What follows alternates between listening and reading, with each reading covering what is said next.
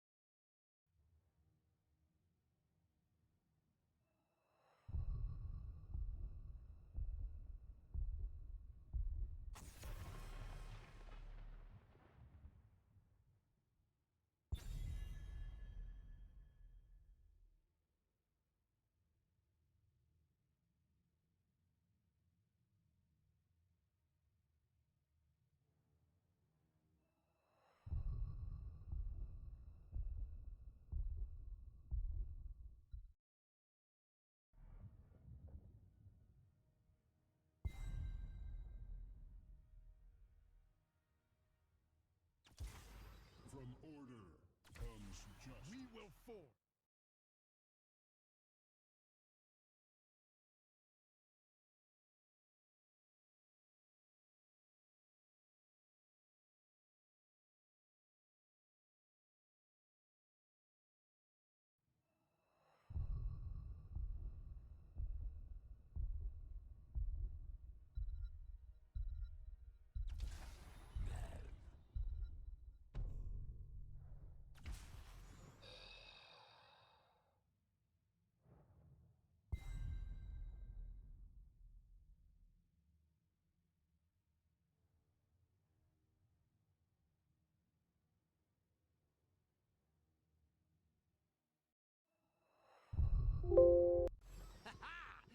Anyone order a one-man wrecking crew?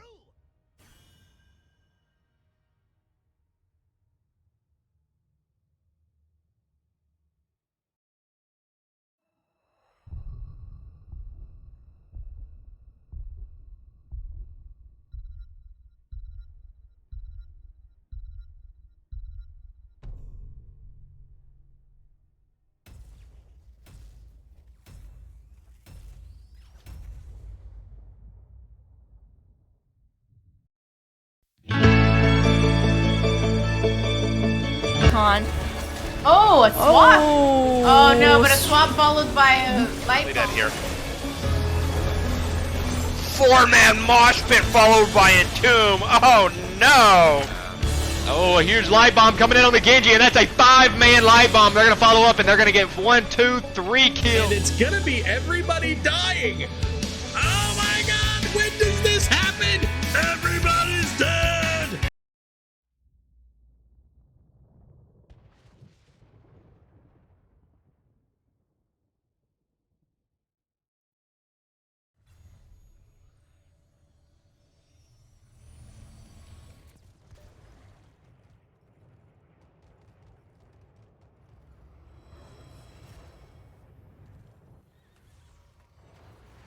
The battle begins in 10 seconds. 5, 4, 3, 2, 1. Let the battle begin.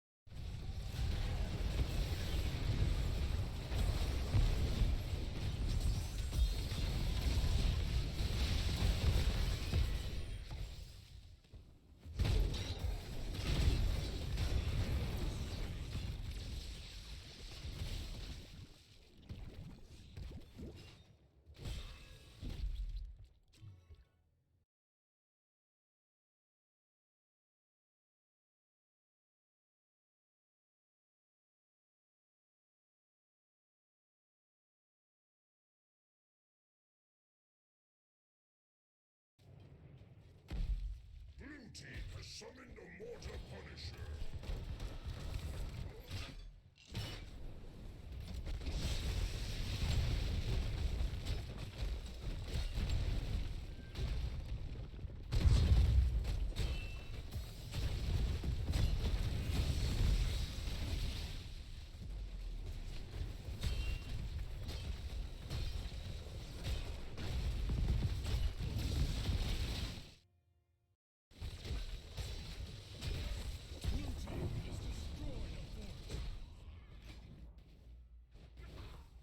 Blue team's Punisher has fallen.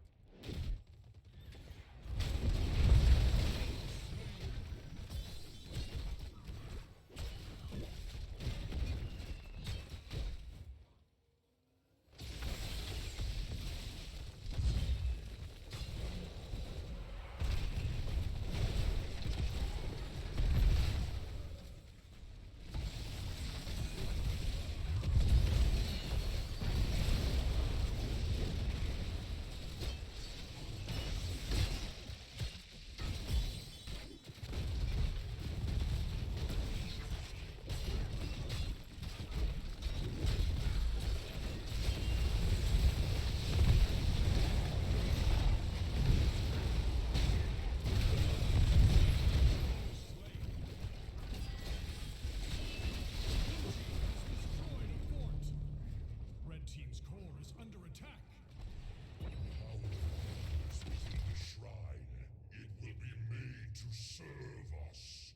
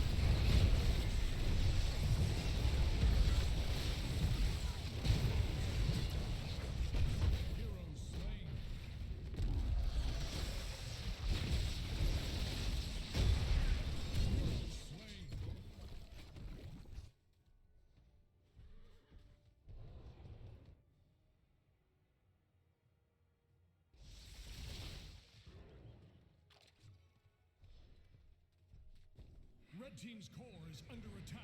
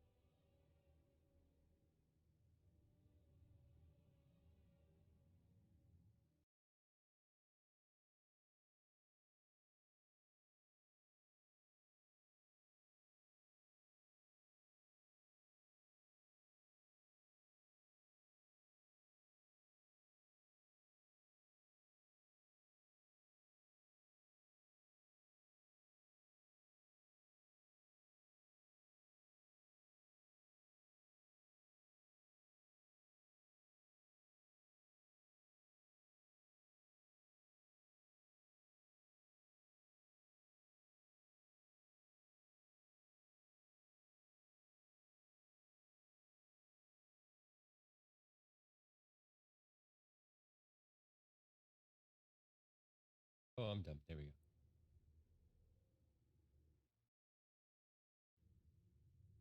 go. Oh, excellent.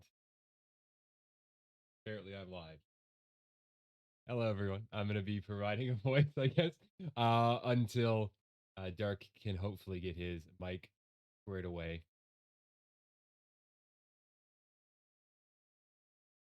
Very dominant game. One for Brickhouse there. I think a big issue for fensad might have been. Oh, my name's Chauncey, by the way, helping a bit here. Yeah, Chauncey, by the way. I did not know I was live until I read the message that said I was.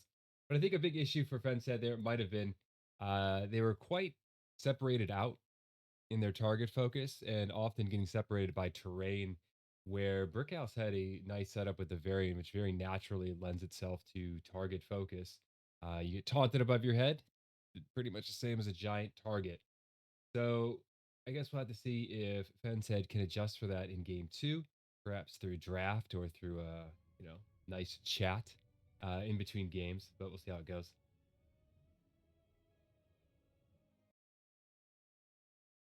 It is a bit weird hearing yourself in delay and making sure you're actually on. But in any case, I'm going to see if I can't get in the lobby at least. Obviously, you guys can see dark screen, but not mine. Red Lord, let me in. There we go. It looks like game two is going to be Tomb of the Spider Queen. One of my favorite maps. Smaller size map where wave clear is king. So we'll see which way. We'll see which way they go, each team. Don't know too much about these teams. I'm far more familiar with fensad, having played quite a few games with them. I believe Brickhouse came up from D East last season, so this should be their first match in C East. Very strong showing in their first game there for sure. We'll see if they can keep it up.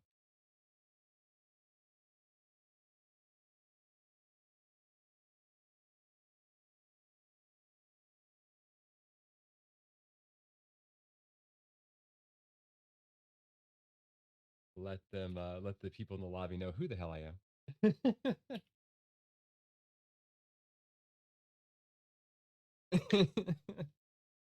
And so they're asking someone to invite Dark. I can handle that.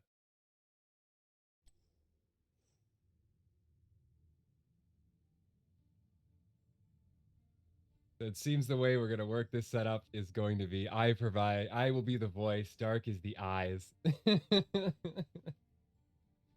Which is fine. Which is fine.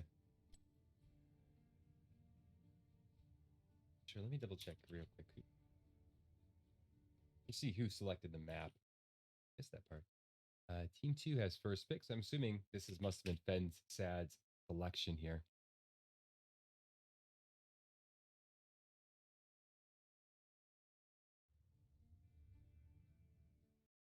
One of the teams has readied up, so hopefully we'll be beginning the draft in a moment.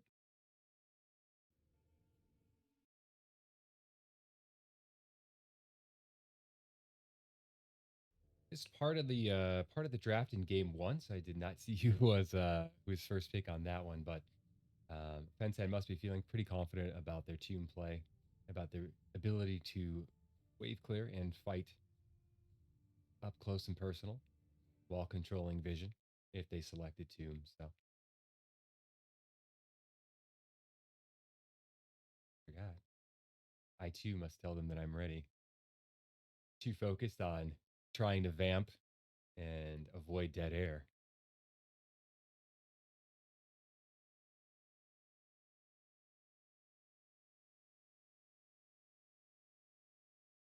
The draft has begun.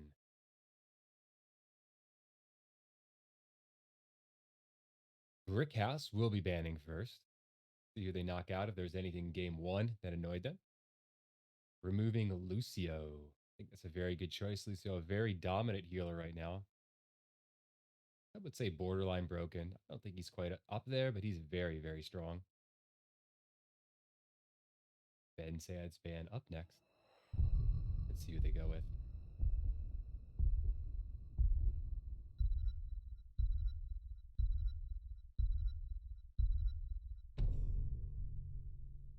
Tassadar. They did not enjoy that Tassadar from game 1.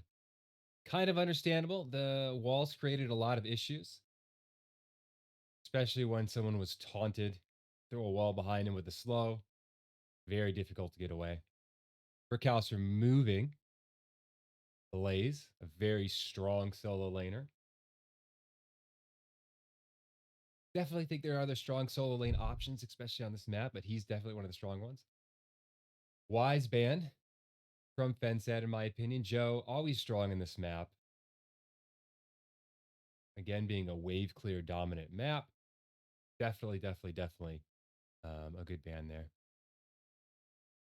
Brickhouse with the first pick, Brightwing, another healer quite strong in the current and probably eternal meta that we exist in now.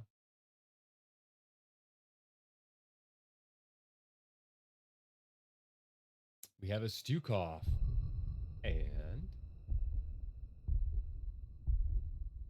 making us wait, dramatic pause. A Leoric again.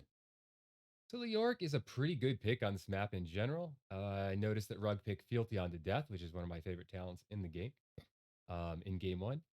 However, an early Leoric can be punished, so we'll see if Brickhouse takes advantage of that. Leoric definitely has some rough matchups. Gazlo again. And Vala. So we're seeing a lot of repeats from game 1. Gazlo, Leo, probably a favorable matchup for the Leo as long as he can dodge those stuns. However, in game 1, Brickhouse definitely got some value off of the Gazlo bombs there. I felt like there was a couple moments of counter synergy involved with the Entombs as well. But we'll see if they can make an adjustment in game 2. Fensad's going to ban Sylve, another very strong here in this meta, especially if she's pushing with spiders. Fensad had the Sylvanas in game 1. They decide they do not want to see it in game 2, though, for either side. The Brickhouse, let's see who they remove.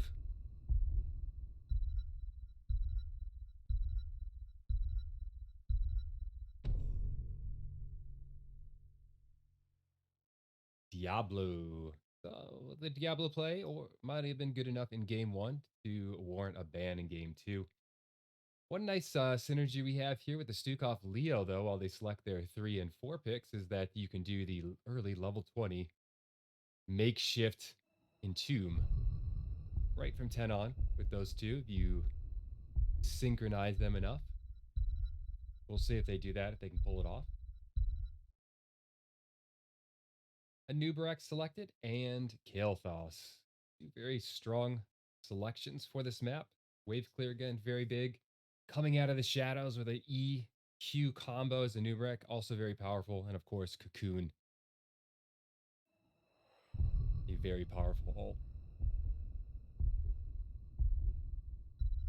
Let's see, front lines. Oh, no, not both front line, but I guess a DPS and a tank is still needed by Brickhouse. They're going to go with Lunara Varian again. Well, not the Lunara again, but the Varian again anyways. Can be very strong with the Gazlo combo, though a good amount of the time Gazlo should be off by himself, solo laning. Let's see if Fensad can put a little pressure on Brickhouse early with that Varian. 1 to 3 should be a quite weaker squad. Cassia last pick. Yeah, I think that's definitely viable here. I mean, they should have enough wave clear between the Kael'thas and a little bit of wave clear Cassia can provide. I really think that Fensad should look to apply some early pressure to Brickhouse, take advantage of that Varian. They don't have an offlaner that they can switch out and play tank with. You can do a weird Gazlo main. Con. Oh, a swap. Oh no, but a swap followed by a light Dead bomb. here. 4-man mosh pit followed by Entomb. Oh no! Oh, here's light bomb coming in on the Genji, and that's a 5-man light bomb. They're gonna follow up, and they're gonna get 1, 2, 3 kills. And it's gonna be everybody dying. Oh my god, when does this happen? Everybody's dead.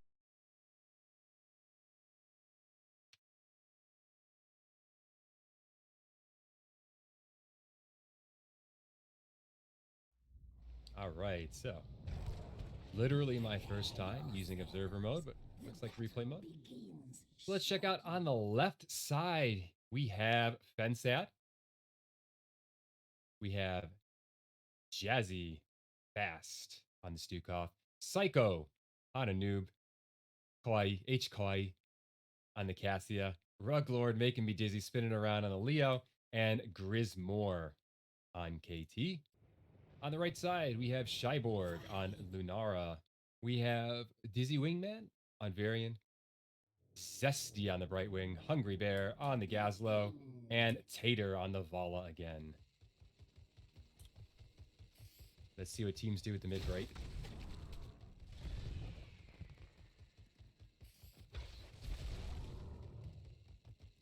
Varian standing back. Brickhouse probably with the wise move being a little less aggressive here in the beginning. Definitely a good move when you have a tank, main tank Varian. Pretty clean break. Gazlo's starting bottom. And Brickhouse is gonna be a little bit behind in the rotations, but they have to be. Otherwise, you're gonna get killed.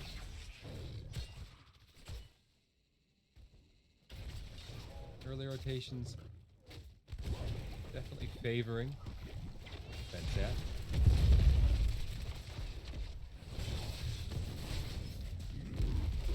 Same in the bottom as well.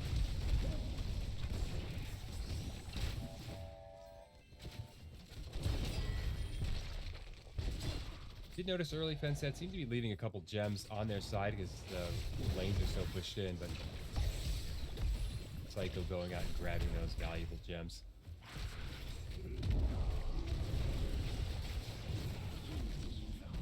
So Lunar taking a little bit too much poke damage and then being finished off by the Anu and the Cassia there. Very nice job by fensad.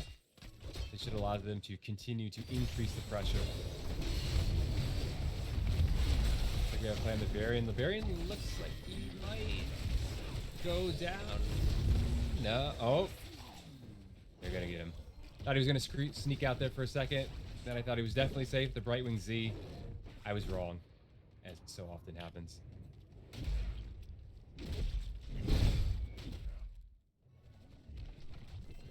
Over the talents in just a moment here. There we go. Bring them up in my screen as well. So we have Fealty on to death for the Yorick. Neil Peasants on his 4. Mana Addict and the D-Talent for Tail Toss. Low Blow. Figures reuptake for the Stukov. Rubian Armor and Beta Barbs for a noob. And Charge Strikes in Ring of the League for Cassia. Looks like we're going AA build there.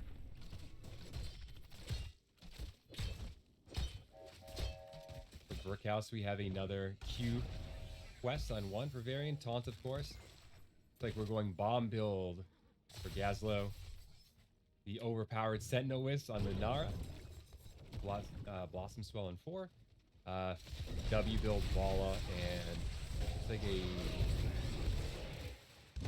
Z build, but we have a Z build with some polymorph synergy there. That's probably to make sure that heroes cannot get away after they've been taunted.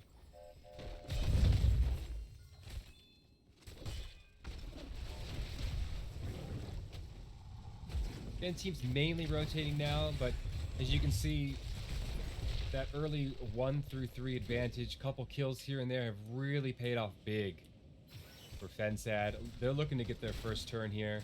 They've already almost gotten all the front wall on top. Very, very dominant start for fensad.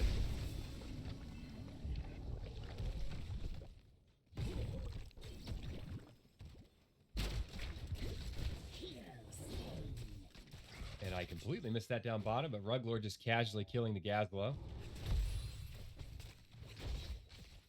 Nice job there, and that's probably, yes, that's going to give fensad their first set of spiders This should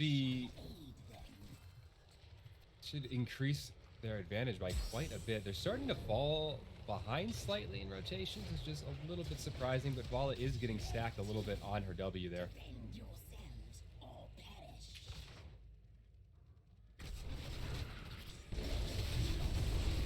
Looks like Fensad's going to try to push out mid. Probably want to control those turning points. Expect them to go mid, then top.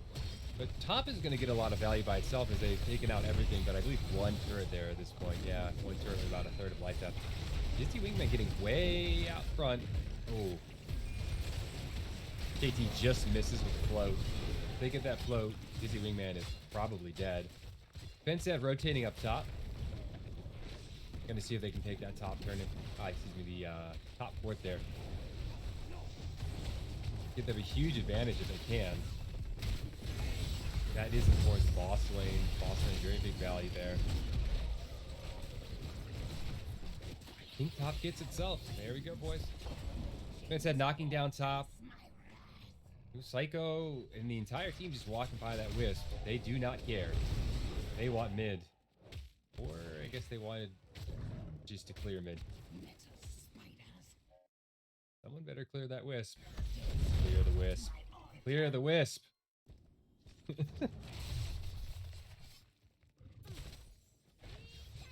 They're so satisfied with their advantage. Their thing. You can see where we're at. We don't care. Brickhouse trying to turn in bottom here, and they're going to do it. Very good. See what we're going to see. Yes. Nice engage by Psycho. Not really able to take advantage of it. Kind of a small gap to fight in. New Breck has quite a large thorax. Quite difficult to get around, so kind of understandable there.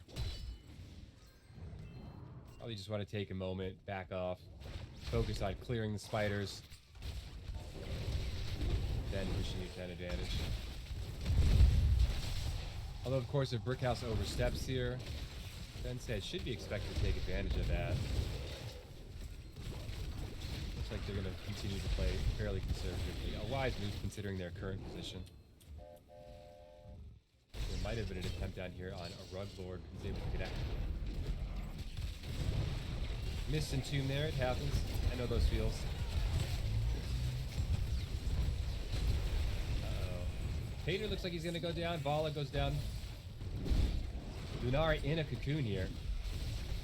Can they take advantage? Entomb is down. Q misses. Ooh. It's good that Brightwing's able to blink out of there.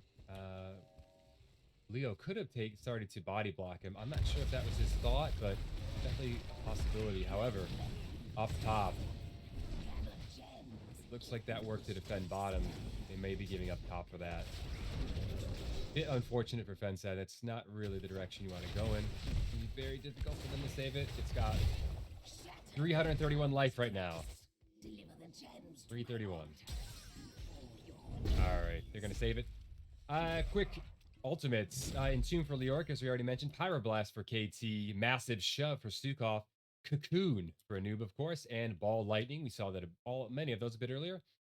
On the Brickhouse side, we, of course, have Shield Wall, Grav Bomb, Thornwood Vines, Rain of Vengeance, and Blink Heal.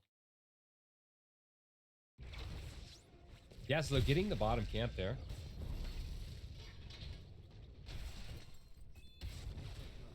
Brickhouse might consider trying to push their advantage a little bit, trying to get some, not their advantage necessarily, but their team fight capabilities. Look for picks here. They do have a pick comp. I really think that's the way they need to get back into this. But that's just my personal opinion. And I am not a smart man, so. Good silence there. Good silence there, using that gap, really backing them off. Blue Web Weavers coming in again. Fensad focuses on mid, really tries to push out mid. They keep walking by the Wisp. Maybe they just don't care. I'm not sure. Maybe they say, you see us, we see you too. Not sure. Brickhouse having 3, now 2 bottom to clear that. A little surprising there. Varian left alone mid. Brickhouse kind of spread out a little bit all over the map. I don't know if they can save mid if fensad focuses and really tries to knock it down. But they are putting 3 of their, well, now 4 of their 5 members to defend it. They're gonna lose it anyways, which is kind of expected if fensad tries to push that advantage.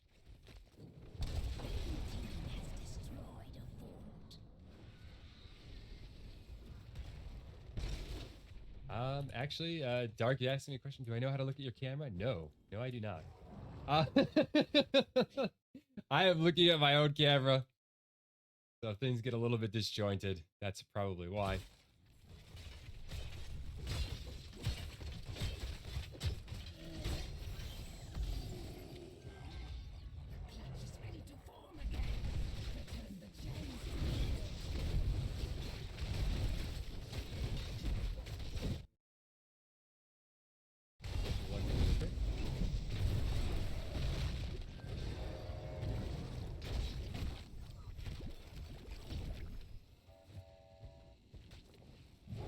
Any case here.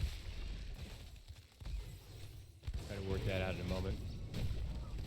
Again, I'm sort of stepping in. It wasn't going to be a co-cast. Now it is a solo cast until Dark can get his things back up. But fensad has grabbed boss. They are pushing top. They're hungry for that keep. Leo looks like he's going to be double soaking mid bot. Probably a good idea. You can get 16 at worst, and all of keep it best if someone goes down here. Resets on 16, by the way, forced to off on that lurking arm. Can she get in? She has made it in there. She is safe from the pyroblast. Nice shove there, providing some room for a noob. They are still looking for folk, though. The retreat pings come out. Probably a good call from Cassia. They're going to have 16. And they almost have turn. Brickhouse also has turn. Leo starts bot camp. Cassia advising her noob to back off a little bit. That's probably a wise decision as well.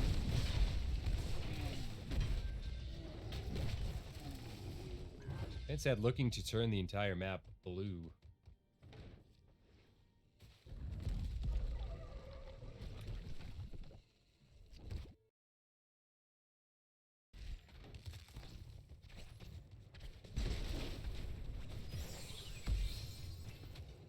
Check one thing. I want to see if I can lock my camera to.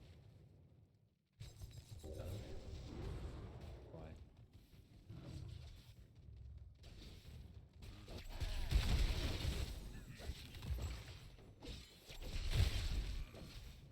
That might be why. I do have a replay kit in here, so that might be why some of my commands don't work. That's alright though. Brickhouse. Considering bottom, but they're gonna all move top. I think it's a little late. Top's already gonna be got, unless they're looking for a fight here. Toon comes out. They know the gas bomb very dangerous here. Looks like a noob is just gonna get out. Ben might just want to back off. They've kind of got what they wanted to get. Yeah, they're gone.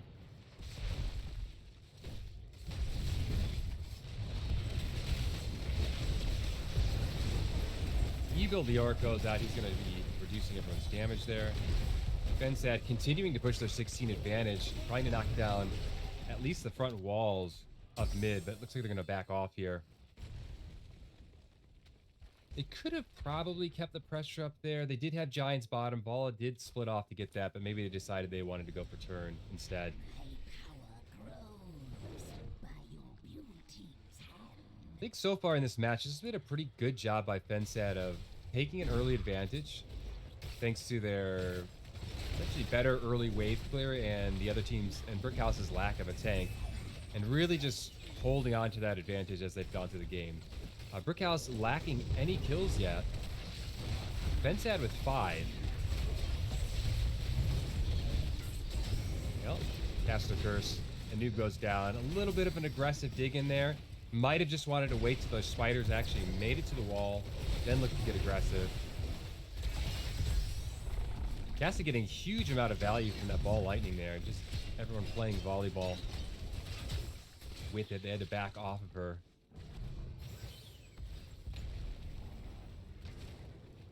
Fensad keeping up the pressure. Probably a smart move, but they don't want to get too aggressive. If they step up too far, they should just be taunted and killed. Looks like Brickhouse is going to save their bottom and mid keep and be able to free clear these spiders. I believe they still have turn in. Yeah, they still have turn in. But I don't think the 4 seconds, 3 seconds while noob is down is going to be enough to get that turn in. Especially considering bottom is going to be all the way pushed up. But they're going to go for it. Let's see if we see another fight here. This is we're going to have a fight. This is probably a good time for it. Free 20 for fensad. Nope. They're going to get it. Gems have been turned in. Now, I don't expect Brickhouse to get too much actual value from these spiders. However, it should help them fix their lanes. Should help them get some experience. And hopefully, for them, try to get back into the game a little bit. If Brickhouse wants to fight, they should probably look for it now before fensad gets 20. Really very close. That and noob is just hanging out there. That might have been a consideration. Grav bomb is up. Haunt was up. He said the Varian is going to get entombed. He's going to get out though. Right wing blinks, but still gets cocooned. Interesting interaction there. Brickhouse trying to push mid. Fensad does have 20 now. The silence and tomb, although silence was just used. Master Flames from Kael'thas, Pop Off, Rewind, and Infinite Lightning. They should be really careful here. Fensad pushing the 20 advantage. Very good idea here. That is definitely going to get at least, yeah, 1 more kill. Probably 2. Fensad should look to just end here. 2 down, 20 advantage. They should probably either go through top or just walk past the fort here. Looks like they're going to take keeps instead of ending. I don't know, maybe I'm wrong. I really feel like they could end here with 2 down and 20s, but maybe that's still me. They seem to be a little bit separated.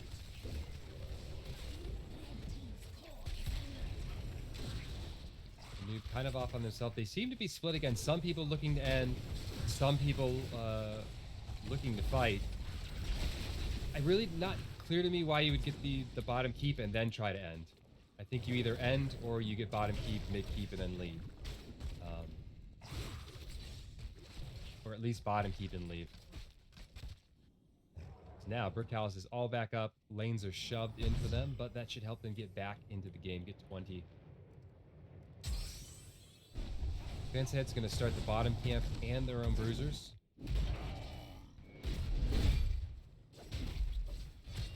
Brickhouse starting their hard camp on their side. Noob looks like he's considering sniffing it out, but they're all spread all over the map. They probably want to be careful about being there, although he can E away if he is fast enough.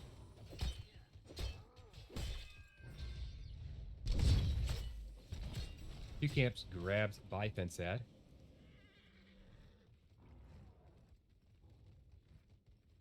Currently, neither team has turn, although they are both fairly close.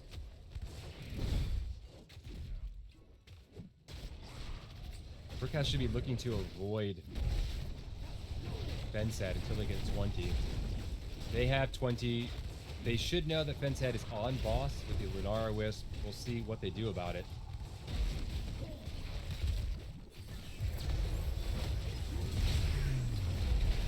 Fensad needs to spread out, or they're all. Excuse me, Brickhouse needs to spread out. They're all going to get wasted there. Yeah, big value from Ball Lightning. Right way. Fighting valiantly, but she's going to escape. However, Varian might not be so lucky. Does he have a protect? He does have a protect. However, probably doesn't matter. with only 2. Fensad should just look to end here. KT full backing. Maybe he was a little bit beat up. They're going to take out Varian and then end the match. So we saw a pretty dominant performance from Brickhouse in game 1. And I would just definitely describe what we just saw from fensad as a pretty dominant performance. They grabbed the game early, thanks to their superior wave clear and Varian tank on the other side, and just sort of held on to it for the rest of the game. So very well played by them. Definitely very well played early. 12 kills to 2.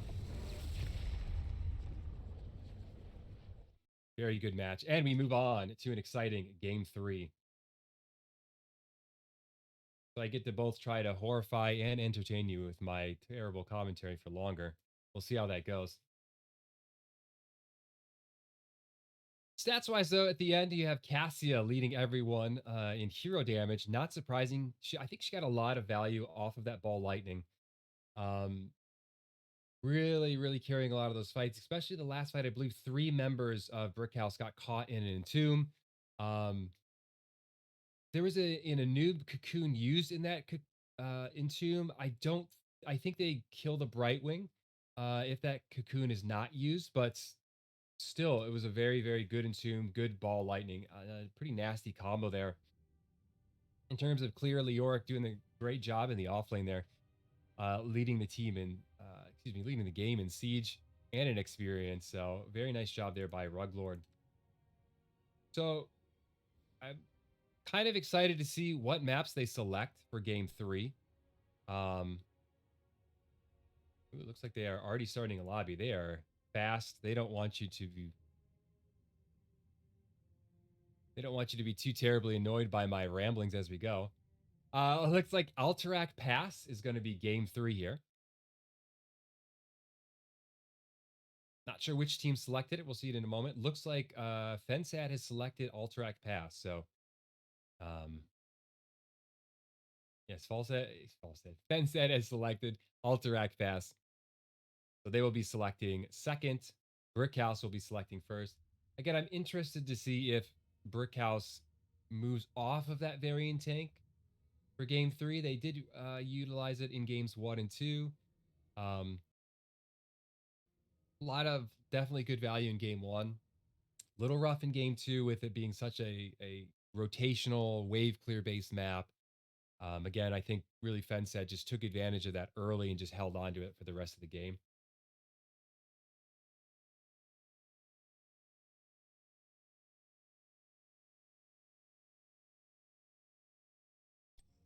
The members of each team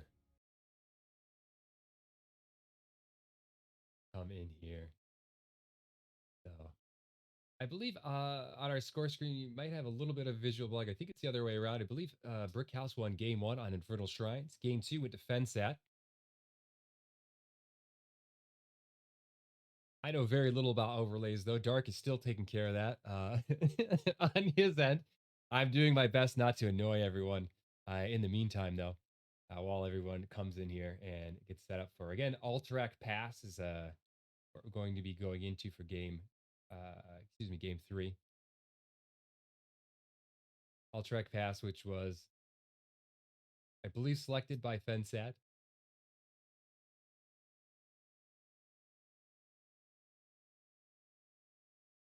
As fensad has second pick.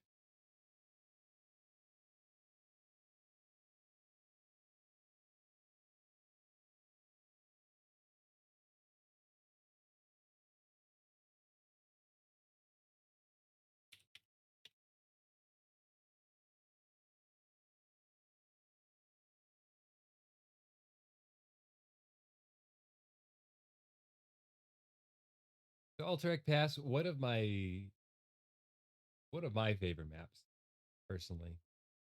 I think it's a very good map. Makes teams really consider a lot of different win conditions. Very strong objective. Can't really be ignored completely. However, if you spend too much time on the objective, the other team can get a significant XP advantage. It calls for a good amount of good drafting and teamwork, for sure. teams starting to ready up here.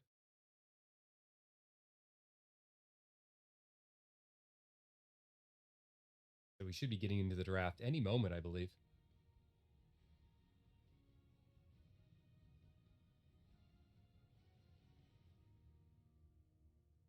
Of course, this is a map where getting the null boys out on cooldown, very, very, very, very, very important. Very big value.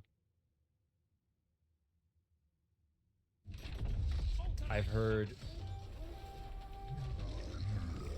was it Grubby and Haswabs, I believe, talking about this map. I believe Haswabs and or Grubby might have said that in their opinion, the null camps were just about as strong as the bosses on this map, which I don't think is completely out of line, considering that the null camps do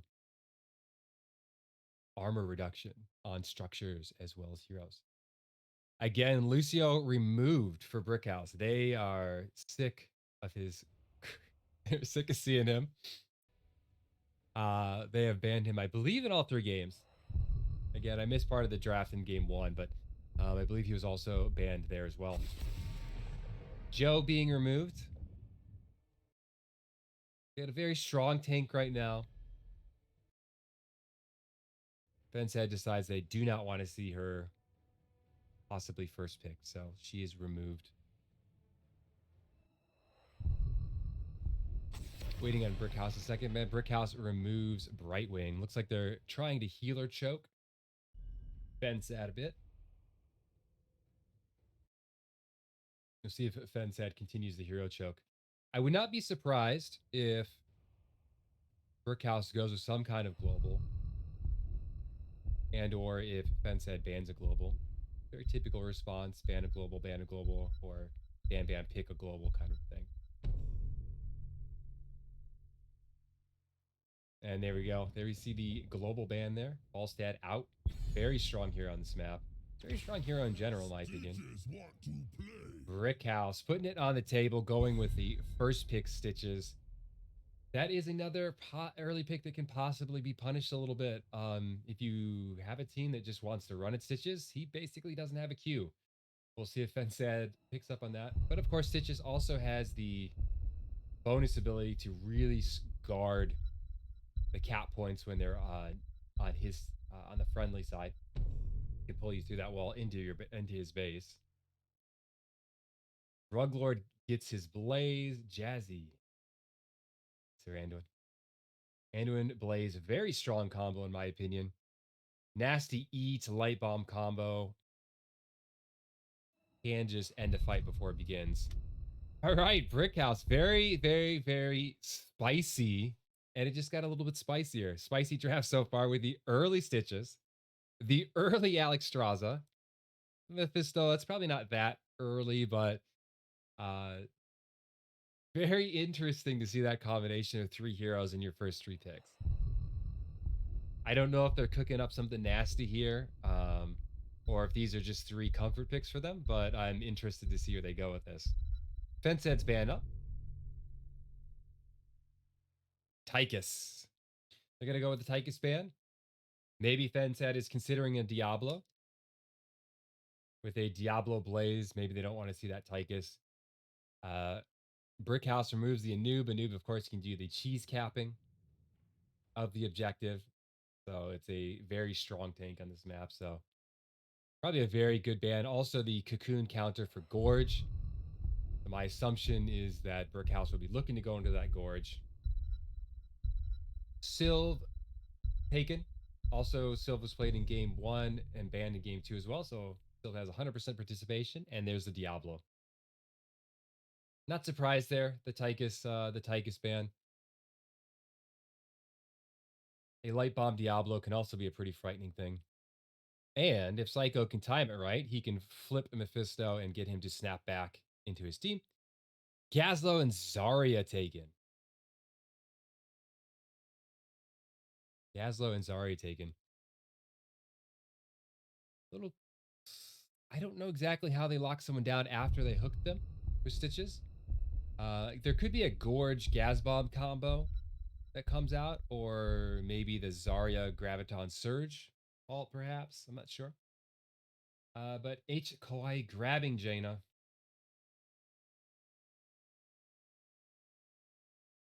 I would say a little bit more standard draft for fensad and a much, much more spicy draft for Brickhouse. I like the wave clear on the side of fensad personally more on a very, very big map like this. But I'm wondering if there's just not some combo that I'm not seeing with what Brickhouse has there. All right, let's go into Alterac Pass. Game 3, fensad versus Brickhouse. Week 1.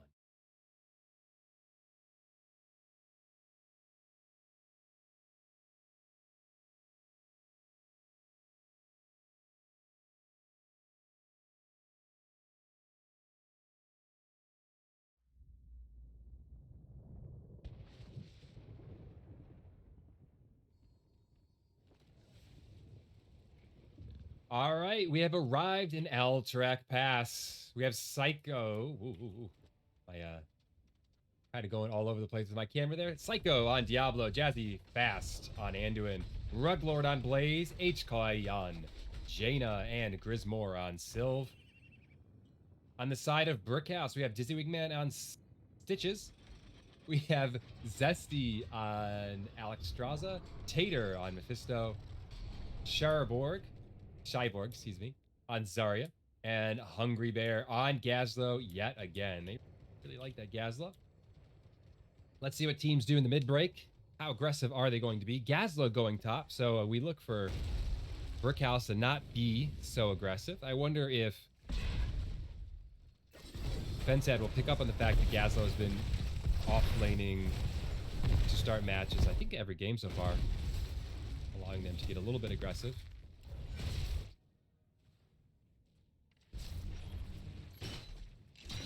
Blaze going bottom. If I can get talents up. Adrenaline Stem Pack, Might of the Banshee Queen, Soul Shield, Lightwell, and Lingering Chill. For level 1s for fensad. A little pick attempt made on Blaze. He's able to make it out though. On the side of Brickhouse, hungry for more rocket boots, maximum charge, furious spark, and circle of life. So a lot of globe quests there, or I guess pseudo globe quest for Zarya, but going for Brickhouse. Brickhouse seems, no, I thought they were rotating mid bot. It looks like Alex is going to just go down there, grab the soak while they 3-man the camp.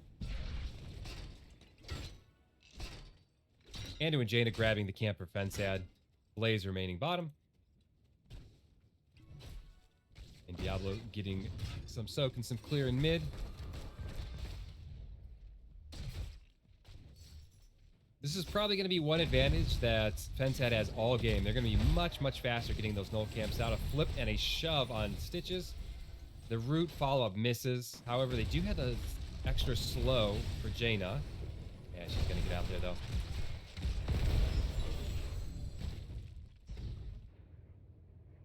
I'm a little surprised with the Zarya pick. We don't see the energy on ally damage for the Mephisto, but maybe this is a comfort pick. Maximum charge on level 1 there. Dragon comes out very, very, very early. Maybe they value clearing those gnolls quite a bit. They're going to rotate bottom on Ruglord. Can he escape here? Ooh, no. Was Hook up? Yeah, Hook was up. No hook attempt made on the Blaze.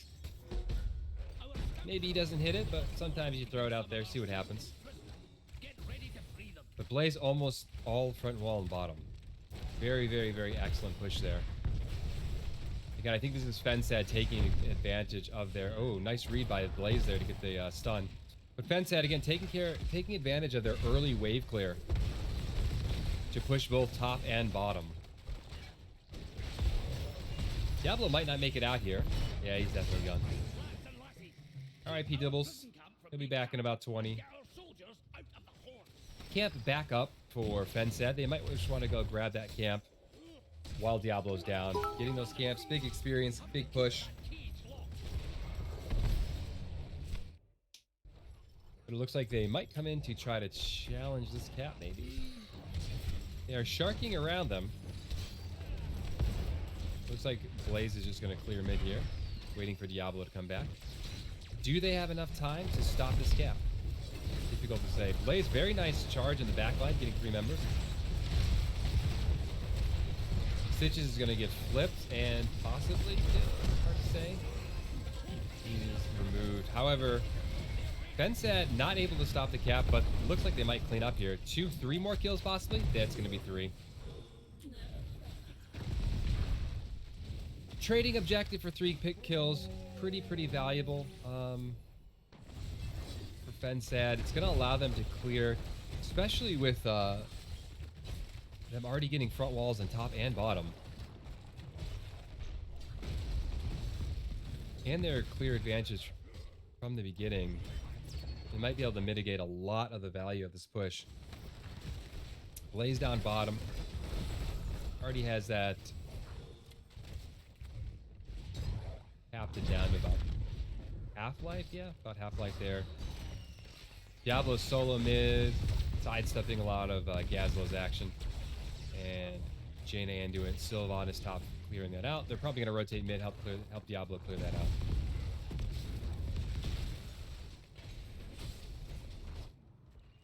It will take more than that. Brickhouse gets a turret and a gate bottom, a gate mid, and half power damage, and a gate top, and a little bit of tower damage. Compare that to the early pressure given by fensad simply through their wave clear advantage. I think fensad coming out a little bit ahead. So one big issue with Brickhouse having to send so many people to get that camp with their not great wave clear is Blaze just solo taking bottom. That fort is down to half-life.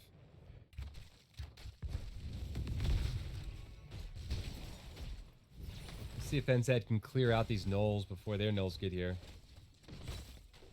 Looks like the answer is no, but their gnolls are going to be much more healthy, and Brickhouse is going to have to deal with that.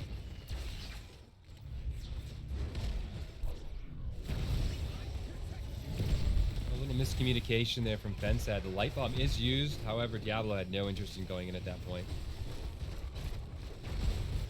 Sometimes it's better just to eat the 60-second cooldown rather than to go into an engage that you're not ready for. Brickhouse, oh, nice flip and turn by the Diablo. They're going to get the kill on the Mephisto. Very nice job. When you can see your shadow, you are vulnerable as a Mephisto. They're backing off now after getting that kill, though. Alexstrasza has finished her level 1 quest. That should provide a lot of globes and healing. A lot of quests on the side of Brickhouse. Seems to me like they're banking at it being a longer game. Stitches getting a ton of life. Everyone finishing their quests and then taking maybe 20 fights. But right now, fensad is threatening to take all 3 forts down. They've already got top fort. They've got mid fort to down to about, I don't know, 30, 40% of life, somewhere in that range. And bottom is below 50% as well.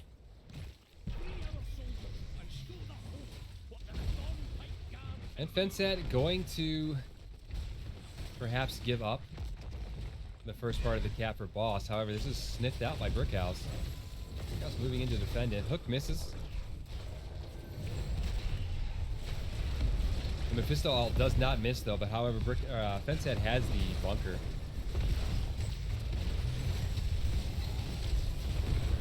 I'll get into all the ultimates in a moment. Probably should have done it earlier. However, looks like Gorge is not on the table. It's going to be a Bile.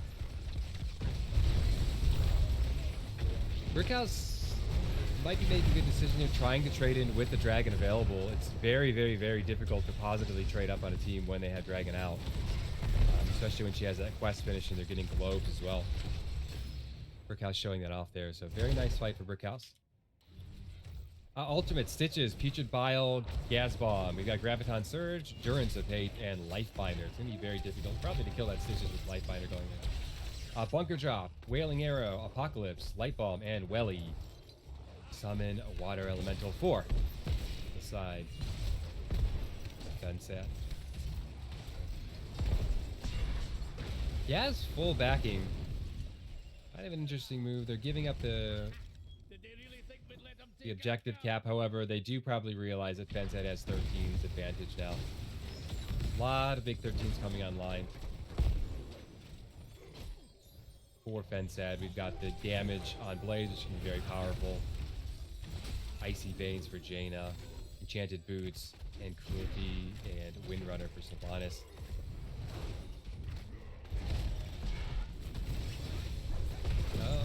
Light Bomb on Diablo, the counter grab bomb. A lot of stuff going on here. Brickhouse fighting that small corridor seems a little bit spicy, a little bit dangerous for them, but we'll see what happens. APOC used, that's what I was worried about. Are we gonna quad kill? Quad kill. We may see a pentakill here. Ooh, Mephisto just barely escaping. And I forgot about Stitches. For some reason I thought he was already dead, but he must have got a couple bites off to make himself a bit more healthy. Very, very dangerous spot there fighting that thin corridor against the Diablo. Maybe they thought that Apocalypse was still down. Slightly confused. I thought Brickhouse was backing off of the objective so that they could get 13, but then they gave up their cap, but then came back to defend it after fensad had already capped. So I'm curious about what they were going for precisely there, but maybe they had something in mind. Maybe their ults came back online and they thought they could take a fight then. Another nice Durance of Haste onto a backline target. However, Jaina has Ice Block. Dragon again for Brickhouse. They're fighting down members, but Dragon is very, very powerful. We're going to trade out Jaina for Zarya, though, and it looks like Alex is also going to get killed. Nice hook by the Stitches. However, no Gorge to follow that up. Bile is off of cooldown. But I think they're just going to have to keep here, especially with Sylvanas arrows. With the cavalry pushing top. Cavalry mid has just gotten cleared. So they probably just... Gazlo getting a little bit too out front there. Slight counter synergy maybe with the hook and the gas bomb. I think the gas line probably gets the Diablo if he's not hooked there, but that can happen sometimes. 16's advantage for fensad. They're going to go for that bottom boss. Every cooldown except for Bile is available for Brickhouse, though. Looks like they're going to get their mid camp. They're not going to fight for that boss. Understandable with them being down a talent here. Perhaps if they knew that they were on bottom boss, they could have tried for top boss just to trade, but it looks like fensad's going to get a double boss here. While Brickhouse just tries to get 16 and clear their lanes out a bit.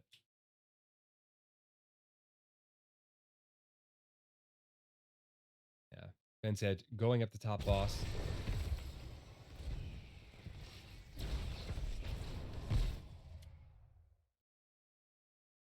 Brickhouse really going to have to fight from behind there. They're probably going to have to just throw it to the wind, kind of high-risk fights to get back into this, considering they have lost all of their forts to none of fensad's forts. Sometimes you have to do that. You have to throw caution to the wind and take some down fights. See if you can get your combo to go off.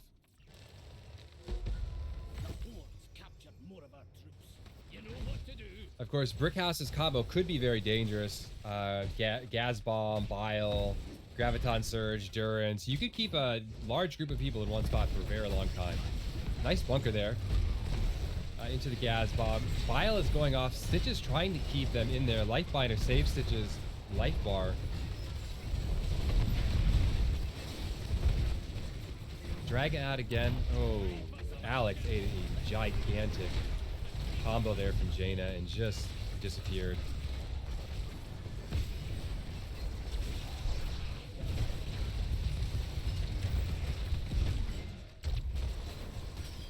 I think Brickhouse might be discovering the little shortcoming about when you have a wombo combo. When combo doesn't kill anyone, you're in a bad state.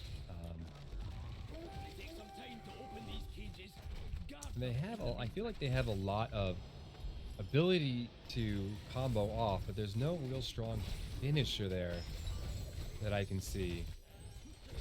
I mean, certainly there are some high damage abilities, but through a Diablo spell shield, and you've got pulls and bunker and wailing arrow. It's just, this seems very difficult. I think they're going to have to look for some hooks and get some picks that way. They definitely probably want to take a fight here before fensad gets 20. This might be their last opportunity to get back in this game.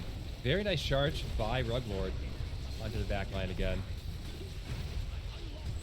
Recap. Looks like Alex might go. No, Alex is going to be able to stay up because of the shields.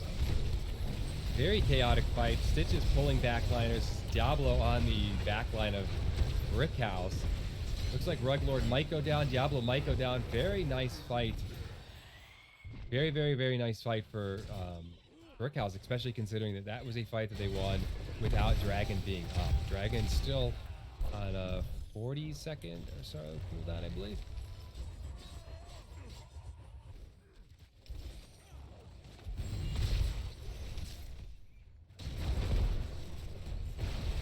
But those are the kind of fights that Brickhouse is going to have to win to get back into this.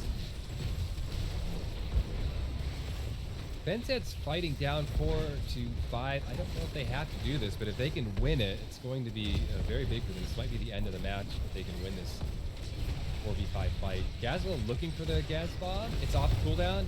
He's going to drop it. Misses everyone, and he gets killed there. Light bomb goes out on 3 hits, 3 targets, but not any significant damage follow-up. Brickhouse looks like they're going to turn this fight. They're going to get Jaina. They're going to get Sylvanas. They get Diablo, who's on full reset now. So a 3-for-1 trade for Brickhouse in a fight I'm not sure fensad had to take. I feel like they could have waited till 20s, considering their advantage. Considering they were down a person. But maybe they felt very confident about their ability to win a fight down. This is also going to give Brickhouse the opportunity to clear out their lanes. Of course, this is not exactly one of their strengths with Gazlo, Zarya, Alex. They don't have terrible wave clear, but it's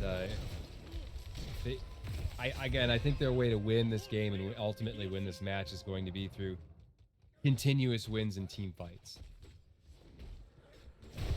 Get the objective, allow the objective to push for you or assist your pushing, push out your lanes, and then go from there. However, with 2 shields down on their core, bosses are also going to be very dangerous.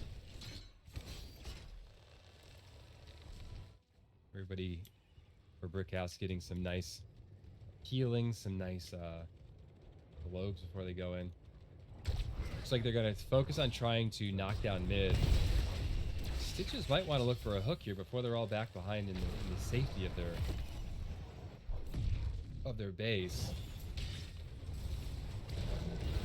Although this is one situation where Expulsion Zone might have been pretty. Oh, a very big Durance of Hate. They're gonna take out Jaina. They're gonna get the Diablo as well. He's on full cooldown again. He did not have souls yet. Brickhouse is definitely gonna get at least a keep here. I don't think they can end. I think it's gonna be a very big mistake if they try to end here though with 2 shields up. But it's not impossible. They're gonna go for it. They're gonna go for it. They're gonna try for the end here. Putting it all on the line. I think if they get wiped here, if they fail, this is just gonna be fensad's opportunity to just take this match. But putting it on the line, very bold. Through 2 armor shields. But I take it back, actually. This might be the play. Brickhouse is not going to be able to clear their way back into this game, so. And they're going to get... Oh, they just barely make it back in. Core slowly dying for fensad. This is a huge comeback for Brickhouse. If they can end it. And they finally get it. So that's going to be a Brickhouse taking the game 3, getting the 2-1 victory. I would definitely describe that as a comeback in game 3 there. Way down on structures, but able to take some fights and win. I feel fensad might have taken a ill-advised 4v5 fight there toward the end. That might have been the tipping point for them, but that was definitely not the only thing that led to Brickhouse's victory there. So very, very, very good job by Brickhouse to see the opportunity to the end that admittedly I was doubtful of and end the game for them. Mephisto coming through very big um, for Brickhouse. I keep forgetting their name. I'm sorry about that, but for Brickhouse, 72,000 hero damage leading the game. Blaze with 152,000 siege damage and the XP lead. The lead in siege and XP. But I think the big difference there was just they just were able to turn out enough damage um in those team fights. I think towards the end Mephisto was getting more and more resets. And if you can get resets as Mephisto, well, that's pretty big value. The globe combo with Alex Straza giving Stitches extra life, giving Mephisto constant sets of globes, so that he could have just full cooldown all the time. The Zarya globe talents as well. So some nice synergy there um, with the Alex and many of the heroes on Brickhouse's team. So very, very, very excellent job. Um, but yeah, that's going to close it out for game 3. I would be interested in doing a interview with anyone if Brickhouse is available. However, I don't know how Dark and I would pull that off. Considering, okay, so yeah, so let me see if I can hit up any of these guys for an interview in the lobby. One moment, please. Let's see if.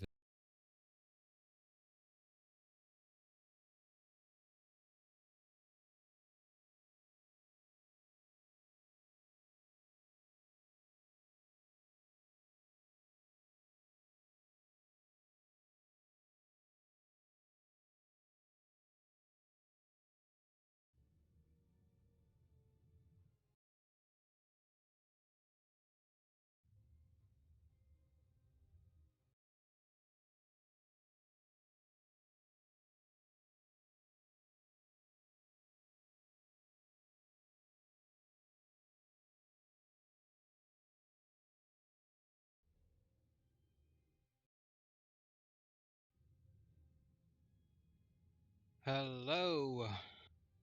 Hello, Disney Wingman. Good Whew. games, very good games. Thank you. I should have one more joining as well, I think.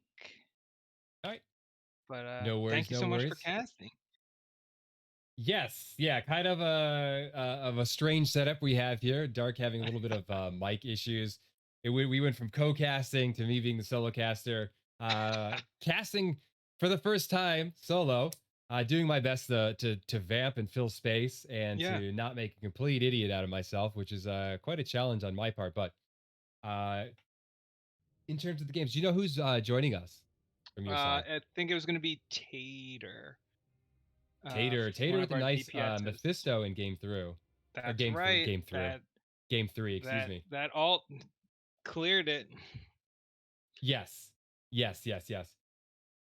So I missed part of the draft in game 1 and I'm trying to go back in my mind to that because I was watching on Twitch at that particular moment. Obviously, I wasn't casting at that time. I cast from game 2 on, so I'm a little bit more familiar with what happened there. But game 1 was Infernal Shrines. You guys Oh, had a variant comp, if I sorry. recall So sorry. correctly. Hold on one second. Tater Yeah, no can't seem to get worries. in this locked room. Can we just pop up to lobby 1 real quick? I don't know Let's, yeah, why. Maybe only captains I'll can come in pop up. here. Hello. I see the solution is just to come to me. Yeah, that's what we did. We'll see. We gotta get Chauncey in here. Hey, Chauncey. Sorry about Uh, that. You guys. Hello. Comp No, it's okay. I went to coin flip one. I was like, where is everyone? And then I scrolled up and went, oh, lobby one. There we go. All right, so again, good games from you guys. Definitely very exciting match to watch. Let's go back to Infernal Shrines, game one. Give me a little reminder. I was watching at Twitch at that time. I wasn't doing the casting really until game 2, 3, due to technical issues. However, I do know in game one you guys had a variant combo. You guys had Gazlo again. Gazlo, a very popular choice for you guys. Yes. Who else did you have in game one? So it was Tassadar And Vala. And Vala, yeah. Yeah. That's right. That's right. Yeah, there was a lot of good synergy between the Tassadar and the variant. I felt a lot of taunts and then walls behind him. Of course, taking the smart choice on level 4 and taking the wall slow, making it very difficult for enemy heroes to get away. But any thoughts on game one? I thought you guys had a very strong showing there. So I don't know if you guys are aware, but this is our first game in Division C after moving up from Division D. So starting things out on a pretty solid high note was great for us. It felt like we had a plan. The variant Stukov combo, Tassadar burst him down, Gazlo bombs for even more of that. And we planned it, we executed it, and it went just about as well as we could have imagined. So felt great to come out of the gate like that. Yeah, and a huge shout out to Hungry Bear, who is a newer addition to our team and just came out swinging today. Oh my god, Gazlo every one bombs of those gas bombs, especially in were game one, saving the day. yes. Yeah, definitely a very, it's just a lot of value off of those gas bombs, whether it was peeling or more offensive uses. I think, of course, it's a gas bomb. It's a fairly it's fairly low cooldown. Sometimes you just chuck it out there. So there was a couple misses here and there, but overall, definitely a lot of value from those ults. So very nice job there. Game 2, a little bit rougher, for you guys. Personally, during the cast, I tagged up a lot of that too. Early wave clear from fensad. You guys had a variant tank again. For sure. And they took a stranglehold early and just kind of held on to it. They were bullying from me. your side, how did things feel? It was brutal. As a variant, they just were taking full advantage, and more power to them. They took that level advantage and carried it to the end of the game. It was tough. And I agree. We made a bit of a draft mistake with too little early wave clear. Like Lunara's got some, but it takes time to come online. What is it? Level 4, level 7, something like that. Vala I was spread shot, and that can clear waves, but only once I've got some stacks and it deals any damage. So yeah, absolutely, really struggled early game. They got the early clears that they could harass us on the rotate, pick us off as we were trying to split up to get the experience that we were starting to drop in both lanes. And it absolutely snowballed from there. Had an early lead before 10 and just kept the pressure up. We couldn't keep up. Yeah, I definitely felt based on your guys' talent choices that you were aware that you're going to be a little bit behind in wave clear. And so it was like, okay, well, maybe we can win a team fight here or there and then sort of get back into things. But fensad had a really clean game, I felt like in game 2, and it wasn't necessarily even that you guys played poorly. It was just that they took an advantage and they just held on to it the rest of the game. Didn't really give it up. So let's move on to game 3 though, if that's all right. I think game 3 was a very a real exciting one. Yeah, interesting game. During the draft, I was looking at fensad size. That looks like a more normal draft, and I was looking at your side and going, that's kind of different. That's kind of different and spicy. I didn't pick up on I didn't pick up on the amount of synergy with the globe talent with Alex across your hero, not all heroes necessarily, but Stitches with the globe talent 1, Spite on 4 from Mephisto. That's some more synergy there as well. And so again, kind of similar but kind of different from game 2. Early on, fensad had a big advantage thanks to their wave clear. I believe even though after the first objective, you guys won first objective, but they were able to get a number of kills. But even after that first objective ended, I believe fensad had top and bottom walls. Yep. Maybe a tower mid. Yeah, for sure. You guys had some gates and about some a tower level damage. And a half. Yeah.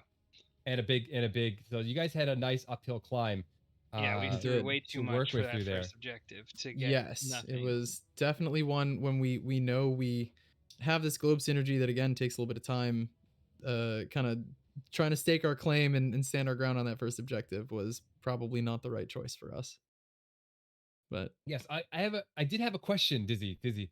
I was wondering, is why the bile instead of gorge? I was thinking gorge with especially with hungry for more due to the increased movement speed makes it Yeah, a little bit easier to hit something than run off.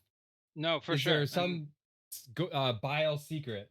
yeah, no, it was not it definitely wasn't a secret. It was more just fear of the Anduin yoink. And you're totally right with the movement speed.